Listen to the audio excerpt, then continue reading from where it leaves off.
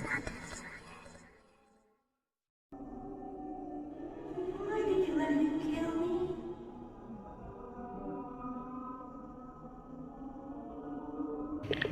semuanya, selamat berjumpa kembali di channel kami, Misteri Malam.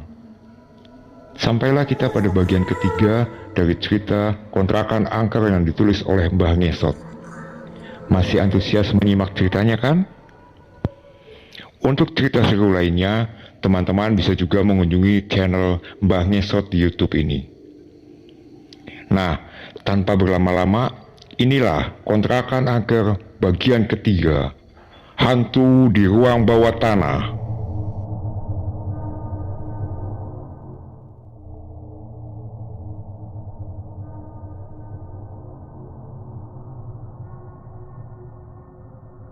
Dengan sekuat tenaga, kudorong triplek yang menutupi lubang.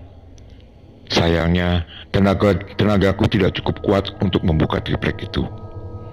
Mungkin saja sosok yang menyerupai ayah menahan tripleknya dari atas agar aku tidak bisa keluar.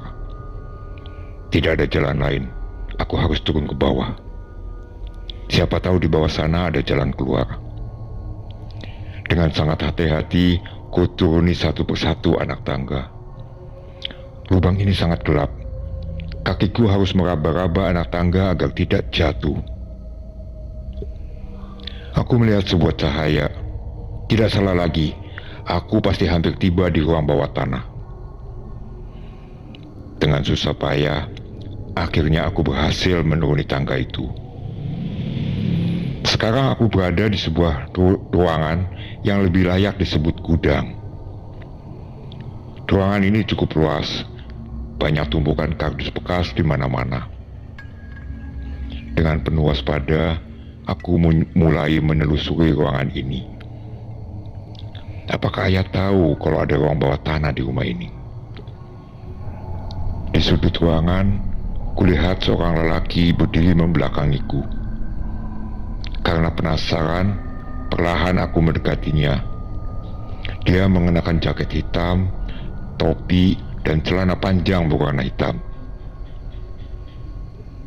Jadi, kamu penghuni baru rumah ini? Lelaki itu membalikkan badan. Dari wajahnya aku dapat menebak kalau dia berumur sekitar 50 tahunan. Bapak ini siapa? Kok ada di rumah saya? Dia tersenyum sinis. Ini rumahku, bukan rumah kamu. Lelaki itu mendekat. Aku mundur beberapa langkah. Kata ayah, aku harus selalu hati-hati kalau bertemu dengan orang asing. Jangan takut, aku bukan orang jahat. Dia mengambil kursi lipat yang tergeletak di lantai. Duduklah, aku mau ceritakan sesuatu padamu. Cerita apa? Tentang rumah ini, jawabnya singkat sambil tersenyum. Tampaknya lelaki ini memang murah senyum dan ramah. Tidak ada salahnya mendengarkan cerita tentang rumah ini. Sambil terus waspada, aku duduk di hadapannya. Bapak kenapa bisa ada di sini? Tanyaku. Sudah ku bilang, aku pemilik rumah ini, dan disinilah aku tinggal. Aku masih bingung kalau dia tinggal di sini. Kenapa ayah tidak memberitahuku? Rumah ini ada hantunya, Pak. Entah kenapa tiba-tiba aku ingin menyampaikannya pada si pemilik rumah. Itu roh orang-orang yang mati di rumah ini. Mati? Kenapa? Tanyaku penasaran. Mereka semua dibunuh, timpal lelaki itu. Salah mereka apa? Dan siapa yang membunuhnya?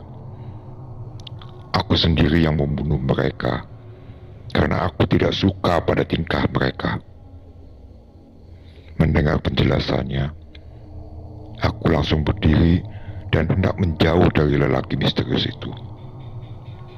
Tenang, aku hanya membunuh orang-orang jahat. Sudah aku bilang, kalau aku orang baik, aku tidak akan menyakitimu, nak. Lelaki itu juga berdiri. Ia mencoba menenangkan aku.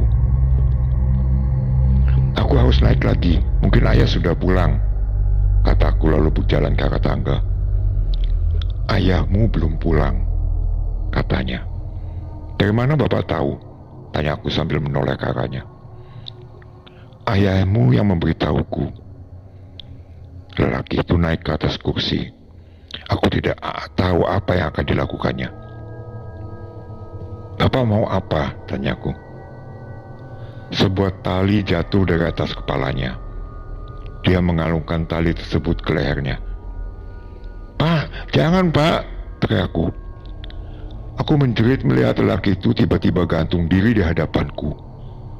Kedua matanya melotot, kakinya bergerak-gerak, air kencing mengucur dari celananya. Dia sekarat dan mati begitu saja. Buru-buru aku lari ke arah tangga dan langsung naik ke permukaan. Sambil menangis aku memanggil-manggil ayah, berharap dia dapat menolongku. Setibanya di puncak, triplek itu masih tertutup rapat. Aku tidak bisa membukanya. Sementara itu, ku dengar ada seseorang yang menaiki tangga. Itu pasti hantu. Ayah, tolong, ayah! Teriakku sekuat tenaga. Ku coba mengetuk-ketuk triplek tersebut, dan perlahan ada yang membukanya. Tampaklah seorang lelaki yang wajahnya tidak asing. Ya, aku ingat, dia adalah lelaki yang membantu ayahku tadi siang. Ayo nak, dia mengulurkan tangan. Aku menyambut tangannya dan berhasil naik ke permukaan. Kamu kenapa bisa masuk ke sini? Tanya lelaki itu. Ayah, mana ayah?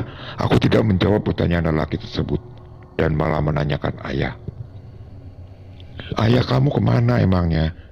Tadi aku lihat pintu rumah terbuka, makanya aku cek ke sini. Takutnya ada maling, ujar lelaki itu.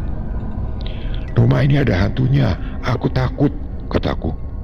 Hantu? Dia mengerutkan dahi. Iya, aku lihat hantu di rumah ini, kataku sambil terus menangis. Jangan khawatir, sekarang kamu aman. Aku akan menjagamu sampai ayahmu pulang, katanya. Dia menutup kembali lubang itu, lalu membawaku ke ruang tamu. Malam ini terasa sangat panjang. Aku tidak tahu ayahku di mana. Aku khawatir terjadi hal buruk pada ayahku. Kalian pasti penasaran dengan cerita selanjutnya, bukan?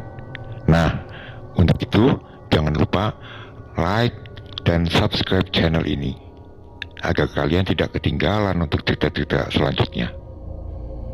Sampai di sini cerita bagian ketiga dari cerita kontrakan angker. Sampai bertemu kembali. Bye-bye.